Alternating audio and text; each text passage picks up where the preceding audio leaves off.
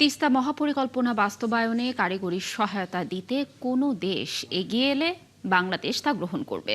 তিস্তা নিয়ে একটি সমন্বিত ও টেকসই সমাধান প্রয়োজন বলে মনে করেন পানি সম্পদ মন্ত্রী শহীদ উদ্দিন চৌধুরী।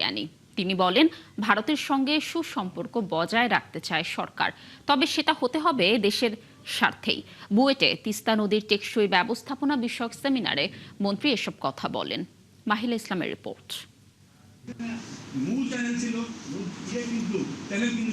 শুকনো মৌসুমে ভারত একতরফাভাবে পানি প্রত্যাহার করায় বাংলাদেশের উত্তরাঞ্চলে দেখা দেয় তীব্র পানি সংকট। 2011 সালে তিস্তা পানি বন্টন চুক্তির খসড়া হলেও পশ্চিমবঙ্গ সরকারের আপত্তিতে তা এখনো বাস্তবায়িত হয়নি।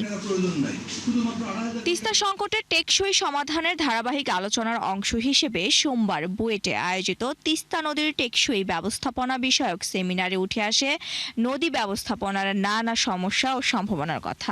আমাদের মাননীয় প্রধানমন্ত্রীর যে প্রায়োরিটি আইটেমগুলো থাকবে ভারতের সাথে সলভ করার জন্য, তাতে গঙ্গার উপরে চুক্তি, তিস্তার উপরে একটা চুক্তি। তিস্তার চুক্তি হলে আমি জানবো আমি কতটুকু পানি পাবো। তিস্তা টেকসই ব্যবস্থাপনা বাস্তবায়নের পাশাপাশি সেইখানেই আমরা ভারতের সঙ্গে আমরা আমাদের তিস্তা চুক্তি যেন আমরা একটা চুক্তি করতে পারি, সেই বিষয়ে আমরা আমাদের যারা এই বিষয়ে টেকনিশিয়ান আছেন, যারা কাজ করেন, তাদেরকে সমন্বয়ে আমরা কাজ করব। সেমিনারে দুর্যোগ ব্যবস্থাপনা ও ত্রাণ মন্ত্রী বলেন, তিস্তা মহাপরিকল্পনা দ্রুত ও টেকসইভাবে বাস্তবায়ন করতে চায় সরকার। কতটুকু গ্রহণযোগ্য হবে, নদীর গতি প্রকৃতি কি হবে, ভবিষ্যতে এটা কতটুকু কার্যকরী থাকবে কি থাকবে না, এ বিষয়টা আপনারা মতামত দিবেন। আমি তিস্তাপাড়ের মানুষ হিসেবে সেটাই বলবো, এটা অল্প সময়ের ভিতরে কার্যকর করা উচিত। অনুষ্ঠানে প্রধান অতিথির বক্তব্যে পানি সম্পদ মন্ত্রী বলেন, তিস্তা মহাপরিকল্পনা সরকারের জন্য একটি বড় চ্যালেঞ্জ। এটি বাস্তবায়নে ব্যর্থ হলে তিস্তা পাড়ের মানুষের দুর্ভোগ আরো বাড়বে। তিস্তা মহাপরিকল্পনা নামে হোক অথবা আমরা এই প্রকল্পটাকে বাস্তবায়ন করার স্বার্থে যা যা করা দরকার আমরা সে বাস্তবায়নের দিকে এগিয়ে যাব। তিনি জানান, দেশের স্বার্থ প্রাধান্য দিয়েই প্রতিবেশী দেশগুলোর সঙ্গে সুসম্পর্ক বজায় রাখতে চায় সরকার।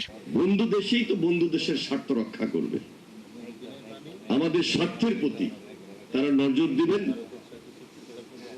আমাদের সঙ্গে তাদের বন্ধুত্বের সম্পর্কের অবনতি হোক, এটা কখনো আমরা চাই না।